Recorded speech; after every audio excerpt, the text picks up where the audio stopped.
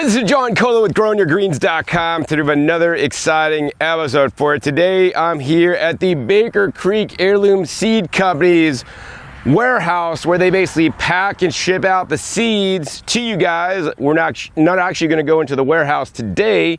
If you want to see how they pack and ship you guys out the seeds super quick, right? Link down below where I take you guys inside the warehouse to show you guys the secrets of Baker Creek and how they ship you guys your seed orders that you could buy 365 days a year online at rareseeds.com. This warehouse is not open to the public, but I have special permission to make some behind the scenes videos for you guys to show you guys what they're working on behind the seeds. And I personally really appreciate them for doing the projects that I'm going to show you guys in this video. They're basically making plants better for home gardeners. Big industry doesn't care about home gardeners. They care about growing fruits that can be picked green and then they ship them to you and then they don't go bad or spoil during the shipment, right? They care about things like flavor and taste, right? Big farms have acreage to grow lots of food, and home gardeners know, like me, I grow in a standard residential tract home. We don't have a lot of space. So Baker Creek are doing breeding programs, is what I'm going to show you guys now, to basically take existing plants, cross them so that they are the best for home growers. Nobody else is doing this work, and this work, guys, ain't cheap to do. It could take several years, 3, 4, 5 years, until this program that they just started not too long ago even comes to fruition, and it makes seeds that then they could actually sell. And furthermore, all of Baker Creek heirloom seeds are heirlooms and are open pollinated. What this means is you could take the seeds out of the fruits and vegetables you're growing and then replant them, and you're gonna have this same exact plant so that you don't have to continually buy seeds from the hybridized seeds that are known as F1s, right? That's the easier way to do things, but then when you grow out the F1 seeds, you don't get the exact same plant. It's like some fruit trees are not what's called tree to seed, where if you grow the apple seed, you're not gonna get that Fuji apple you like. You're gonna get some random apple that you never knew. It may be better, but more likely it's gonna be worse. And they don't want that here at Baker Creek, so that's why they are breeding for specific traits. And that's why I'm gonna take you guys around to the side of the warehouse building. Yes, not the solar panels where they're generating their own power here, but in the greenhouses that I have a previous episode about, linked down below, where I showed you guys how they grow, or used to grow, the plant starts they would ship you. It was sad news to me when I heard that Baker Creek will not be shipping the plant starts anymore, except for the sweet potato slips that have been working really good, but they had to discontinue all the regular plant starts that I love so much because they're the most affordable place to buy them. Because they're just too busy during the season and there's just too much things happening regarding their live plant program. So next, let's go ahead and head around to the greenhouse and show you guys the amazing plant breeding program they have going here and how that's going to make your life as a home gardener even easier. All right, guys, so as you can see behind me, they have basically 9 greenhouses all down in a row, and what they're doing in these greenhouses, I think 7 of them anyways, they're doing breeding programs to basically bring the seeds of tomorrow here for you today. And what they're doing is they're basically taking existing heirloom crops, right, and with certain traits, and then they're basically crossing them to other crops that have traits they also want, right? And especially these are focused towards people that are home gardeners. That's very important. So to be able to do this and to be able to have multiple growth cycles, they can't do it outside where they can't control the weather. They're growing it in a greenhouse that they have climate controlled in, heating and cooling, and then they water at the right times they need to do instead of having to get rain. They also can exclude out pollinators, because pollinators could actually mess up their breeding program, because then they're just going to get pollen coming from wherever and they're not going to know what's happening. They want to specifically cross 2 plants with each other, which they do all manually, and not just have random pollen transfer that could really mess up what they are doing here. So what we're gonna do is we're gonna take you into basically almost all these greenhouses, or any ones that have the breeding program going on, so I could show the guys the amazing breeding they are doing that will make gardeners' lives easier. Let's head inside and see what we got. All right, so if you guys came in here, you would not be super impressed. They got some zinnias that I'm really not gonna cover since I only cover edible plants, but they're doing some really cool work with zinnias, trying to get some really cool traits, especially like one plant having flowers of different colors. That being said, what we have here are different squashes. They're all growing in like basically a 5-gallon, and they're using these root trapper fabric pots that conserve water and do temperature insulation and stop root circling because they do root pruning. They're made in the USA at Huntsville, Alabama at rootmaker.com. Unlike standard fabric pots, I talked to the main head farmer here, and he says he likes these more because they don't dry out as quickly as standard fabric pots, especially if you live in a hot and dry environment like I do. Fabric pots dry out incredibly fast, but this allows some of the moisture to be retained. It's also, of course, white on the outside, so that reflects the heat, and it stays a little bit more moist than standard fabric containers, and that's what they're using for most of their breeding programs. That being said, they have about 20 different squash plants here, and you're like, wow, John, that doesn't really look super impressive. Yeah, because it's not super impressive until I tell you guys what they're trying to do here. So if you guys look, we have a vine here with it looks like a little butternut squash. So their goal with this breeding program, and I don't know the stage of this breeding program, they all seem to be very new, like just getting into their F1 or maybe F2 cycle. And to let you guys know how this works is basically they will cross 2 plants together. Then what happens is the parents of those 2 plants, like if I had a partner and I had a kid, right, we would make the F1 generation, or my kids would be the F1s. And if my kids had kids with somebody else, then that'd be the F2, right? For example, like the simple analogy. Anyways, they're making either the F1s or the F2s, and basically there needs to be 6 generations until the traits that they are seeking stabilize. Maybe 6 or 7 generations until the traits they're seeking stabilize. So that means they need to do 6 and 7 generations to make sure that the traits they desire are in the seed that then can now be sold through Baker Creek as heirloom and open-pollinated seeds there. So the goal with the butternuts here they're growing is they want to grow a naked seed. Now, no, that's not seedless. That is naked seed. So what I mean by naked seed, also known as hull-less seeds. We've all bought that pumpkin from Halloween. Then we basically cut out all the seeds. We basically dry them as kids, and then we salt them and eat them. And then you got to basically crack out the hull. And you can eat the inside, and you got to spit out the outside, the white part, because it's just not desirable. And pretty much almost any squash you cut into to cook to eat, you scoop out the seeds, they go in your compost. Some of you guys might save the seeds to grow in your garden, but then the seeds are good for propagation, or basically you could compost them. Most people don't like dry them and eat them, although they are all edible because it's very inconvenient because they have that hull on the seed that's very thick on the squashes. But many years ago, I grew the Kakai pumpkin.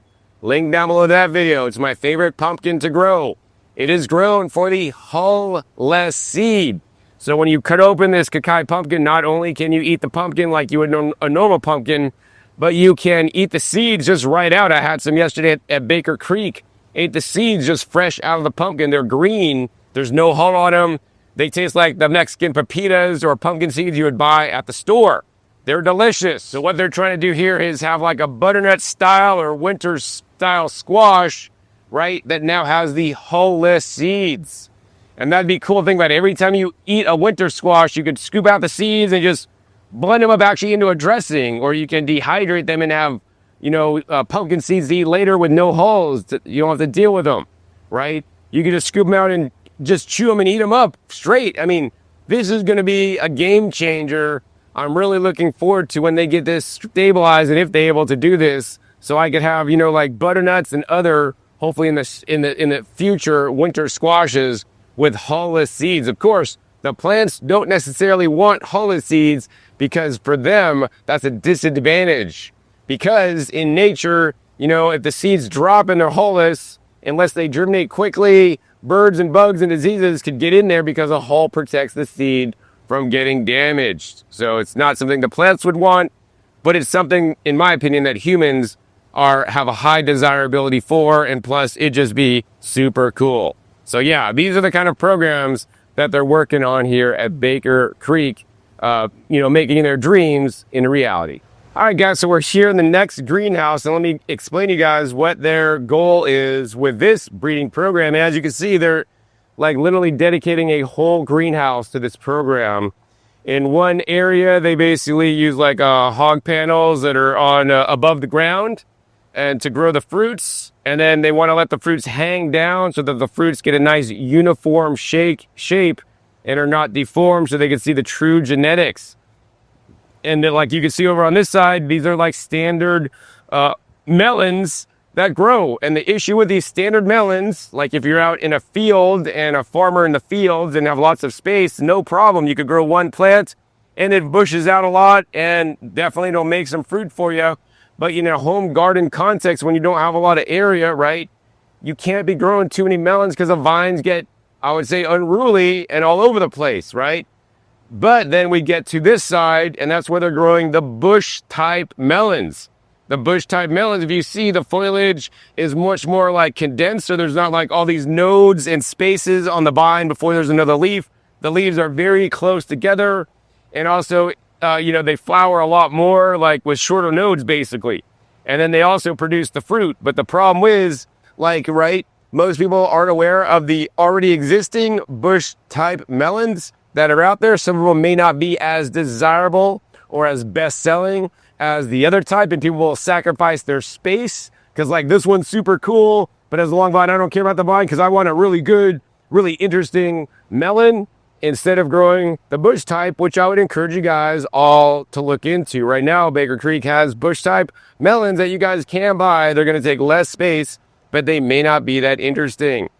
Thus, meet their breeding program here, where they're basically taking pollen from this side and crossing it with pollen from that side so that they could create their own hybrid. I mean, they don't know that if they cross this from this, is the first time they do it, are they going to get the good fruit that looks like the Sharon Taves or the Tiger melons that have the short vine? No, they may or may not. They may have to grow this out many times to see how all the traits express. And that's just one trait that they're selecting for, but there's a whole host of other traits that are going to come along with the crosses. Disease resistance, of course, is one of the many traits that may get transferred over. Vine length, how resilient the plant is to, water stress, fertilizer stress, all these things. So there's so many different factors. And, what they're doing here is trying to just grow out and get the best one to provide for you guys, the public, and literally help change really home gardeners so that we could grow some of the best melons in the smallest amount of space.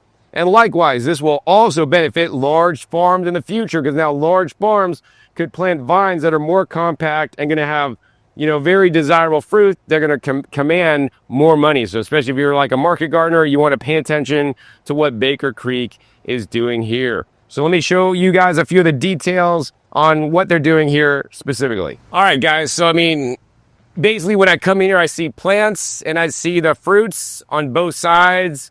Mainly they're working on saving the fruits from the side with the unique types of fruits. And what they do is they basically take pollen from one side, pollinate it over here, and now they're hoping that some of the genes from the short vine and other characteristics they want will appear over on this side. In the F1 generation, basically the fruit on the outside will look pretty much like the parents. You're not going to be able to tell there's any difference. This is why when you grow out open-pollinated seeds, you're going to get the same exact thing. But if you have other plants in the area that could, cross-pollinate, then you may get something different. Nonetheless, all these fruits, like these are maybe like the tiger melons or something like that, they were basically harvested and picked, and these ones have been crossed. So the fruits are 100% identical to the tiger melons you could buy now at Baker Creek. But when they take out the seeds are now the babies that are going to have hopefully traits of the short vine, right? But they're not going to know until they basically open this up and then they grow them out in future years. So these all these fruits are some of the desirable fruits that they cross-pollinated, that they still need to harvest the seeds from and then grow them out in future years. So yeah, they don't want to like, actually I'm not supposed to touch these. So we're just gonna keep it like this, how it was. But yeah, so like these are very valuable because this is totally, you know, their work right here. And this could set them back a lot because they already went through a whole process to make these, and they're doing this with every variety. So they may have like Sharontays, Tiger Melons, and a whole bunch of other your guys' favorite, some of the best-selling melons they sell here at Baker Creek. They selected, you know, to try to turn that into short vine. This may take them years to do, but I hope they do accomplish it because it's going to be absolutely amazing when they do. All right, guys, we're in the next greenhouse, and they're basically doing a similar thing in this greenhouse. Before they were using like muskmelons. In this greenhouse, they're actually doing the watermelons. So the goal, once again, is to take the short vine watermelons that are shorter vine, right? They have leaves that are closer together. The nodes is not as, you know, far apart, instead of the long vine watermelons, right, that people know and love. I think they're currently focused mostly on the smaller personal size watermelons as well. So the goal here is, once again, once they take pollen from the short side, they put it alongside. Hopefully the F1s will express some of the short genes, and then even in the future generations, they'll select further for and stabilize out the genes for that. So hopefully that works for them as well. And I think next up, I want to show you guys how they actually protect the watermelons from getting pollinated from outside sources, like if bees or even the wind has pollen drift and pollen drifts over. All right, guys, so a few things I want to show you guys in this shot. Number one is they're basically, you know, growing the watermelons like down. I know, and this normally was actually used for all their plant starts. They would grow the plant starts like above the ground to prevent disease, but now they're using this to grow down, which is kind of cool, so that the watermelons could hang down and they won't get misshaped. They'll basically, unless they get too large, they won't touch the ground, so there can't be any like pest disease or anything on there, you know, getting them, or bugs eating them. And the other thing they're doing is they're basically bagging up the flowers, because the flowers are that important to them. Like for me, you know, like I bought on Amazon these little bags to bag up my individual figs or fruits on my tree so that the birds don't get them. And likewise here, when they're dealing with the pollen, right? If you know, bees come into this greenhouse somehow and go from the regular long stem to this long stem, that could mess them up. So from the moment the flowers are not even going to open yet, they start bagging up the flowers so that this prevents any other pollen other than the pollen they want to introduce to the flower from happening. So you can see we have these like little bags here where they basically will bag up the unopened flower like the day before. They'll put the bag on so the flower will open with the little bag on it. When it's open, they take the bag off. They then take the pollen from the other side, in this case, the short vine watermelon. They take it over and then pollinate this, and then basically they put the bag back on so that nothing else can pollinate this, so that they know they got a cross between the short vine and, in this case, the long vine, and the genetics accordingly. And this variety looks like on the tag it says something like PMO girl watermelon or something. I'm not exactly sure their abbreviations. But yeah, so that's like what they're doing here. I mean, they go through a lot of work to basically bag, and then they you know, tag out the different cross that they did and what pollen they use, and then they got to track it. They take pictures and document every different cross they get to see what's going to happen, so that they could totally see the chain of the genetics they've used, and then they could, you know, find out what they get in the future. So yeah, this is a very early stages on these where they're just crossing the main two traits they want. There's of course going to be recessive and dominant genes. We're not going to talk about that here, but we will interview the PhD doctor, you know, who's doing all this research and plant breeding for Baker Creek in just a minute. All right, guys, so the next breeding they're doing, one of the programs they're doing here, and they're doing more than probably what I'm showing you, but the ones I'm able to show you guys today, this is the cucumbers. So they are growing out here the China Jade cucumber. And for those of you guys that always try to grow cucumbers, you're like, John, I plant cucumbers, but I never get any cucumbers, right? And if your plants are flowering and all this stuff and you never get cucumbers, that's because, like most cucumbers, need to get pollen from the male to the female flower so that they can reproduce. And if you don't have the pollinators, or you don't have, you know, you don't do it manually yourself, then your cucumbers won't produce fruit, right? And that's why they love the China Jade cucumber. Not only is it self-fertile, right? It doesn't need any pollen transfer to get fruit. Every female flower as it comes out can produce and will produce fruit for you guys. In addition, this is a seedless fruit that is very desirable because you don't want to crunch into a cucumber and get these large seeds that are all hard. In addition, this is a nice crunchy cucumber.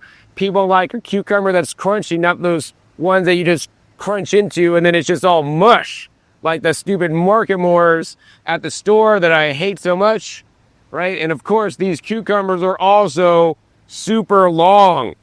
They're some of my favorite cucumbers. Actually, some of these Japanese style or Asian style cucumbers I love myself. So the trait they're seeking is the one that is basically self-fertile and does not need to be pollinated to create fruit. Because I know, like me, I'm sure a lot of you guys have grown cucumbers in the past and you don't get any fruit because you don't have the right pollinators or whatever reason, right? If it's because of the pollination issue, if you grow the China Jade currently, right now, you could have the fruit. The issue is with the China Jade, but the problem is with the China Jade, you just get like these standard long cucumbers, which are delicious. So they want to expand that and make more cucumbers self-fertile without any kind of pollen transfer. And that'll bring us to the other side. So the goal with this cross is they're basically trying to get the genetics from here, which is this is the dragon egg. They also got the silkim, and then also another one in the back. Basically, they're trying to get a non-green cucumber. So in the case of the dragon eggs are white cucumbers that are actually more like roundish. And so they're trying to bring over the traits of being basically self-fertile without need for pollination on the dragon egg. So once again, every one of these different ties, they tell, when they crossed it and what they crossed it with. On the dragon eggs, the silkum, which is basically more of, I think, a yellow color. In the back, I think they have like a rusted style cucumber, actually, that they're trying to cross it with. So yeah, they're going to have the white, the yellow, and the rusted brown cucumbers, hopefully crossed with the China Jade, so that they're all self-fertile and going to produce rambunctiously for you in your garden. And I think, once again, this is another amazing trait for gardeners to have, especially when we have so many plants growing. We can't worry about if we don't have the pollen. We still want to eat cucumbers if we don't have the pollinators because we're not attracting them with, beneficial plants that attract pollinators. Or, nobody grows food around you like with me, and I brought in Mason carpenter bees, right? You could just grow the right cucumber so that you're just going to make the fruit. And this will give you higher amounts of diversity of plants you can't grow that's going to produce cucumbers reliably year after year and not have to depend on pollinators. All right, guys, so we're in another greenhouse here yet again. And in this greenhouse, I think they have over 30,000 different tomato plants. They're all in like maybe 5-inch pots on flood tables. So they all get watered, I think, twice a day automatically. And what they're doing here is that they are crossing basically a smaller patio style tomato. I think that's some kind of orange small patio tomato or dwarf tomato that doesn't grow a lot, because as you guys know, tomatoes to me are unruly. They get long, the vines get long, they produce fruits every once in a while, and they're just huge, man. And like if you're growing in like a garden and you don't have a lot of space or have a patio or something, your condo, you can't be growing these large tomatoes. They just get out of control. But yet tomatoes are the #1 grown vegetable for home gardeners. So Baker Creek is stepping up and taking it to the next level. They're taking the genetics from like dwarf tomatoes that are short and compact. I mean, look at this. This is a nice dwarf short compact plant. It's like 1 foot tall and it's already has at least a half dozen tomatoes on there. This is called a Tiznit anyways. But they're basically getting genetics that are going to grow dwarf and that are going to produce like nice, good tomatoes. So they're taking many of the different poplar style, larger tomato varieties, whether they're larger field grown tomatoes that have really excellent flavor and nice sweetness, whether they're growing for some black beauties that are normally like, the nice rich black color, but are normally like very unruly. Like I think a lot of on this side, they're very tall, they're going to be the reject plants, but they might find some other genetics and traits that they like, so they might end up saving some of them. And over on this side, you guys can see most of these on this side are quite short and stubby and are probably going to have some really good tomatoes on there. So, I mean, this has been going, this project has been going on a little bit longer than some of the other ones, I think, based on all the plants that I'm seeing. And I'm really looking forward to there being more dwarf tomato plants, right? Because as a gardener, right, one of the reasons why I don't like planting tomatoes and I prefer planting peppers is because tomatoes require a lot more maintenance. Whether you want to single stem them, they just keep producing leaves and, you know, they just get really unruly. And then a larger plant has more opportunities for, you know, pests like the tomato hornworm to eat it. But if you have a small plant, you could easily look at this whole plant real quick. There's no tomato hornworms on it, right? So I think there's a big, huge advantage to a dwarf plant for home gardeners. So I'm so glad Baker Creek is doing the work to make it happen. All right, guys, so we're basically in the last greenhouse I'm gonna get to show you guys today. And inside this greenhouse, you guys can see, once again, they got the 5-gallon pots. They're spaced out about every 5 feet, and they have about 102 basically watermelon plants they are growing out to find the traits that they desire. The goal of this breeding project is they specifically want to have a yellow watermelon, right? That's yellow on the outside, and then also has yellow flesh on the inside that tastes amazing. So basically they got the seeds from the F1, from the parents that they did the initial cross of, like you've seen some of the other work they did in the other greenhouses. They then have to take all the seeds that they've collected after the cross and then grow them out to see the differences and see which one of these they want a nice uniform, smaller fruits is gonna, you know, achieve their goals. You know, they might have some of the other watermelons that are produced might have other unique traits or properties that they may end up saving and liking. Every one of the seeds that come out of these watermelons, they get cataloged. They talk about the traits. They take pictures so that they will save these seeds and they have them in a repertoire should they need them at a later date. Of course, as gardeners, we could all save our seeds and select traits. I encourage you guys to do that as often as you possibly can.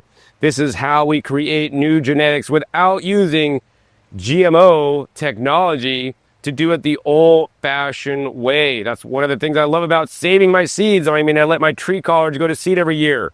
It crosses with dinosaur kale. It's crossed with like the flowering edible cabbages and stuff. And I've gotten some really cool, amazing, tree collards with a little bit different genetics. Some of them last really long and some of them peter out after a year or two. But you know what? To me, it's just all fun. This really keeps gardening fun to me, and to see that Baker Creek is doing this is just really a thumbs up to me, because I don't think any other seed companies are really doing this, because it really is just like in my opinion, a money pit. Because they may get, especially when they're selling heirloom and open-pollinated seeds, they're not selling the F1s, because once they release these out to the world, another seed company could just basically grow out the seed and then sell their seeds.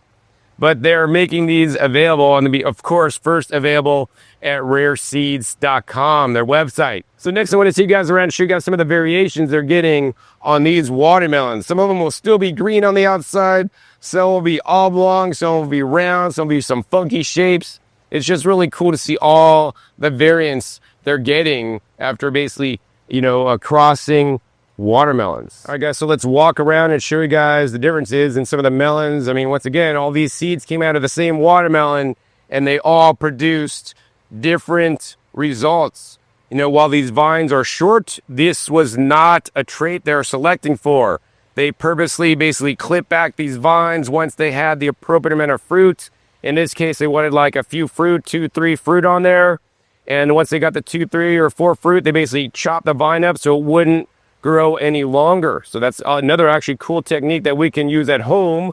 Once your vines have the fruit, you can basically clip the vine back so it doesn't keep growing, but yet the watermelon will ripen up. So you can see this one's like a little bit oblong, teardrop shape. This one's like more like a traditional longer watermelon. Over on this side, once again, they're like kind of circular. And I'm gonna just look at the outside visual appearance. We're not even cutting these open to see if they make a lot of seeds, less seeds. I mean, this one is like a green on the outside. Wasn't what they're selecting for. This one looks really nice. This one is actually a really nice size yellow watermelon on the outside. This one is just, you know, it looks like a standard watermelon, nothing special. This is like yellow with a little green and a nice oblong. And look at it, this one has like a funny texture to it, like a traditional watermelon. I mean, it's just really cool to see all the little results from, you know, crossing two different kinds of watermelon and the pollen and all the differences you'll get and all the work it takes to grow out over 100 plants to get all the variation. And once again, you guys could all do this in your garden by saving seeds every year and growing them out to see what you get, and then keep saving the ones you like. I mean, here's one that's like lighter yellow but oblong. Here's one that's like a lot deeper yellow, so I'd expect that the flesh in there is also deeper, but you never know. I could make all these assumptions, but I'm probably wrong. But yeah, so it's so amazing. They're basically growing out all the different watermelons, and they could do 2 cycles in their greenhouses per year, basically, by controlling the weather. And this is probably one that's a reject. I mean, these watermelons didn't even turn out that good. They look all a funny shape, and just really the plant doesn't have the disease resistance as some of the others. I mean, then that could be another trait that they are selecting for. All right, guys, so up next, we're gonna head inside to the warehouse, and I'm gonna go ahead and sit down and interview the doctor that is breeding all the plants, and you guys can learn more about Baker Creek's goal with the plant breeding program they have going here. All right, guys, so now I have a very special treat for you. We got Henry, who has a PhD in plant science, but his specific doctorate was in breeding plants. So, I mean, he is the right man to do this job at Baker Creek Heirloom Seed Company. I guess the first question I have for you, Henry, is, you know, why were you brought into Baker Creek to do the plant breeding project?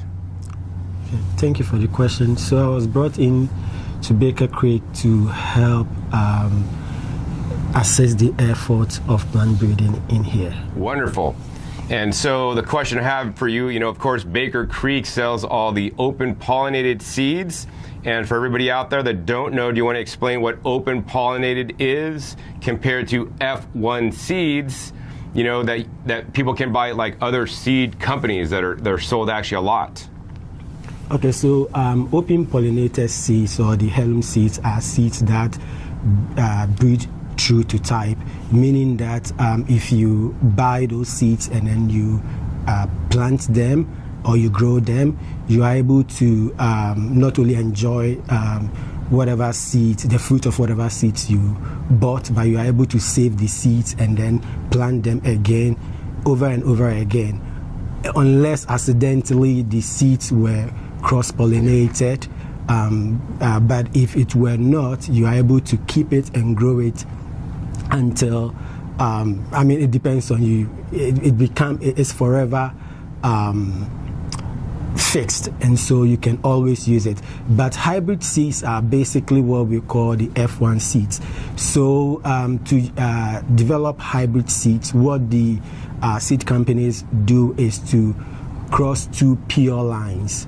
You know, sometimes the lines they use are not pure at start, so they have to ensure that those lines are of high quality and they are pure lines. And so they cross 2 pure lines and they are able to generate a new kind of seed. We call that the first filial generation seed. The advantage of those seeds is that they grow uniformly.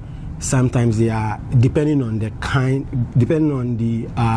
reason for a development, they can be tolerant to pests and diseases. Some of those seeds have long shelf life, and also if they are being bred for nutritional value, they might also have high nutrients. But the disadvantage of that is that when you buy those seeds, you can only use it once and you can use it again. You have to always go back, to the seed store to buy new seeds. That is, you can only use those seeds once, because when you save those seeds and you grow them again, what is going to happen is that those seeds will segregate. And so if you don't have understanding of all that is happening, you can use them. So basically, the hybrid seeds, when you grow them the first time, they are they are just uniform. They have high yield. They can be tolerant to pests and diseases, but when you save the seed and grow them again, they are not uniform anymore. And so you see all manner of plants, that you are not expecting. So it is not desirable anymore. And even if they were not cross-pollinated? Even if they were not cross-pollinated, correct. Yeah, they are not desirable anymore. So the next question I have for you, Henry, is how long does it take to breed out the plants like you're doing here? Like how many years and how many basically generations do you need to go through so that a seed is stabilized? And actually explain the process to people that don't understand this. Okay, so it depends on the goal and what you're doing, and it also depends on the outcome. If everything is successful, it basically takes between 6 to 7 years to breed them. But even with the 6 or 7 years, you can fast track it, or you can facilitate it or speed it up to between 2 to 3 years if you have a good greenhouse facility. What I mean by that is that when you do a cross, you are able to generate a progeny or offspring. We usually call them the F1 generation. And so that F1 generation need to be self-pollinated again to generate the F2 or the second filial generation. And that continues. You need to keep selfing them until you get to the 6th or the 7th filial generation. Then you obtain a kind of plant that we call a recombinant inbred line, which is basically stable and true to type. And so the reason why I said that it can take 6 to 7 years is that, if you can only plant once in a year, then it means that it will take you 7 years or 6 years for you to get your recombinant inbred line. However, if you are able to plant it 3 times in a year, for instance, you are able to plant it in spring, plant it in summer, or you are also able to plant it in the fall with the help of a heating system in your greenhouse. That means that you are able to plant it 3 times in a year. So it means that in 2 years you are able to go through about 6 generations. That's the first cross, first, second generation, third, fourth, and fifth. And then in the 3rd year you are able to do the 6th generation. If it is stable, you can start multiplying the seed, and then you progress with it. But if it's not stable, then it means some people prefer to do the 7 years just to ensure that it is highly stable. So that is the minimum number of years that it can take. However, it can be more than that, because sometimes when you do your crosses and then you produce offspring, the F1s don't have all the kind of trait that you're looking for. So some people want to do back crossing.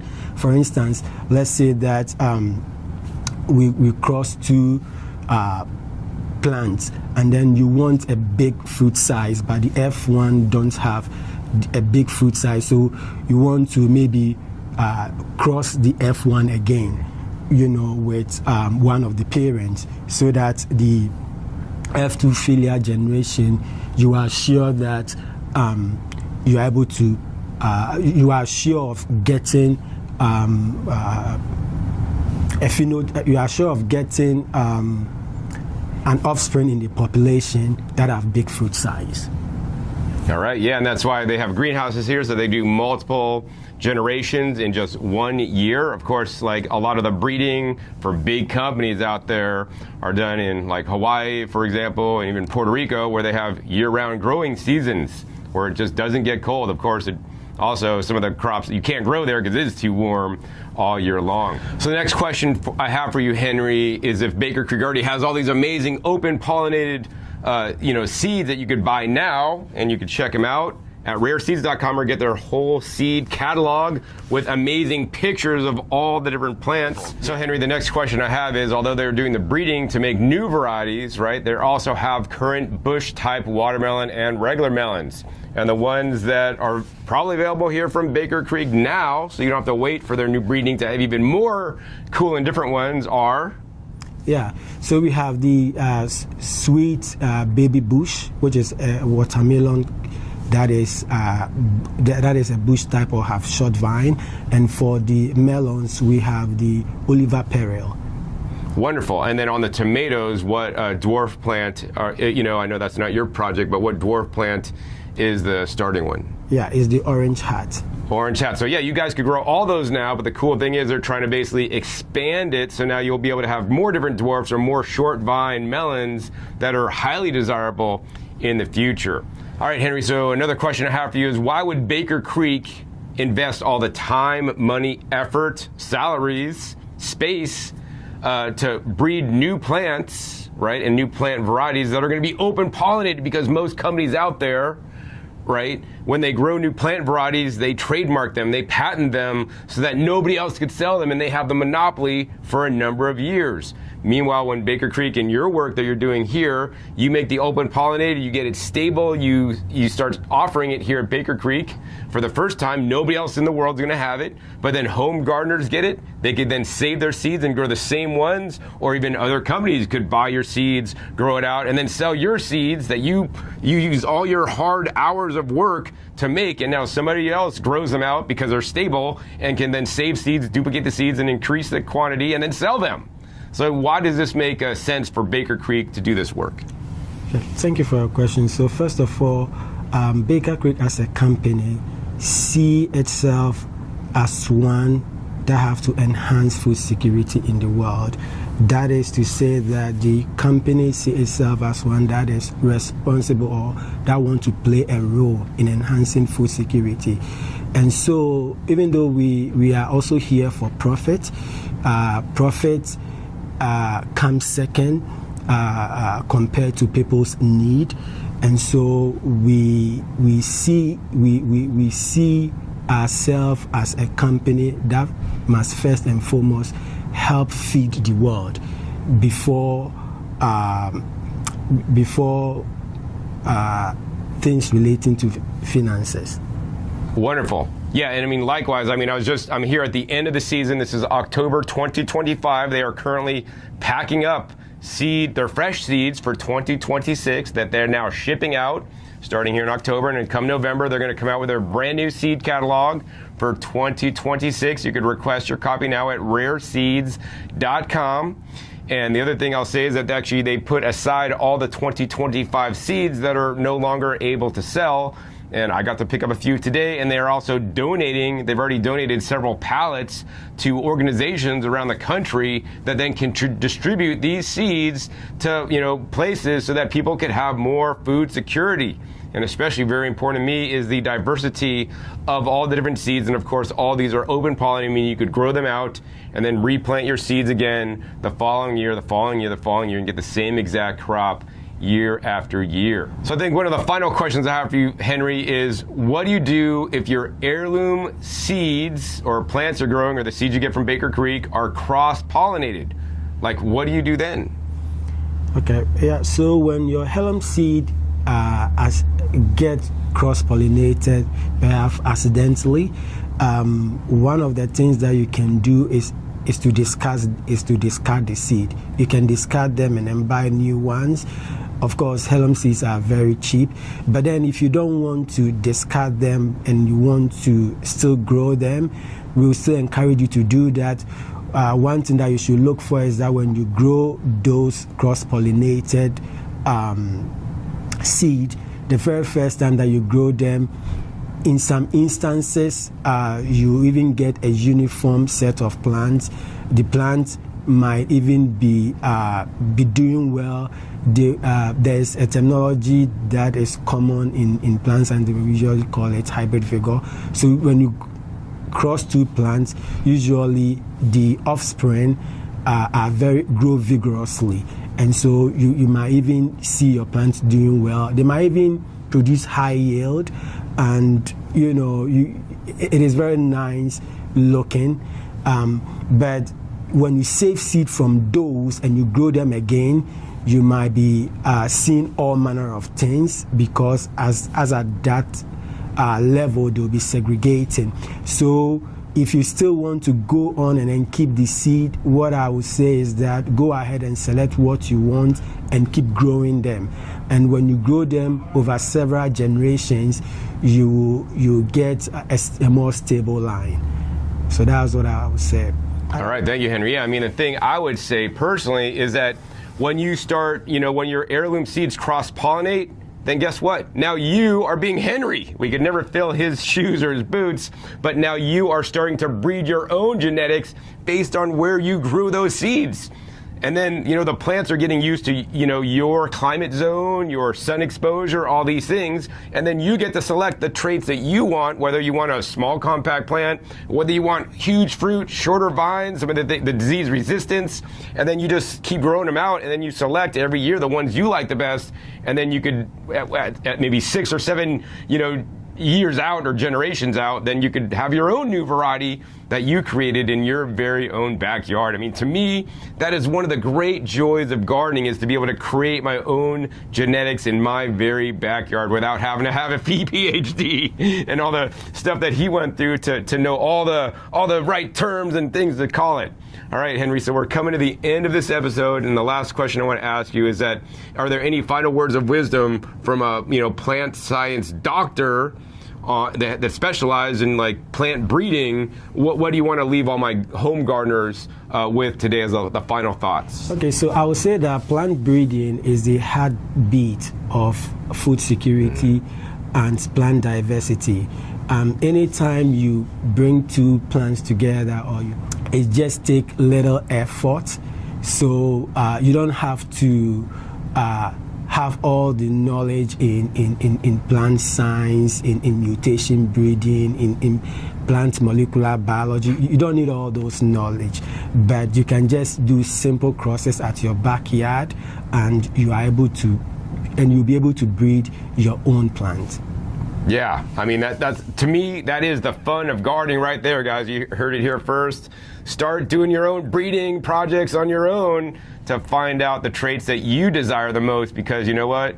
Big companies are going to do the traits that they think we're going to like, but then when you're coming down to scale as a gardener, we really get to select what we want to choose and be all our own plant breeders if we so choose to in our very garden. So, I mean, that's definitely wise words of wisdom.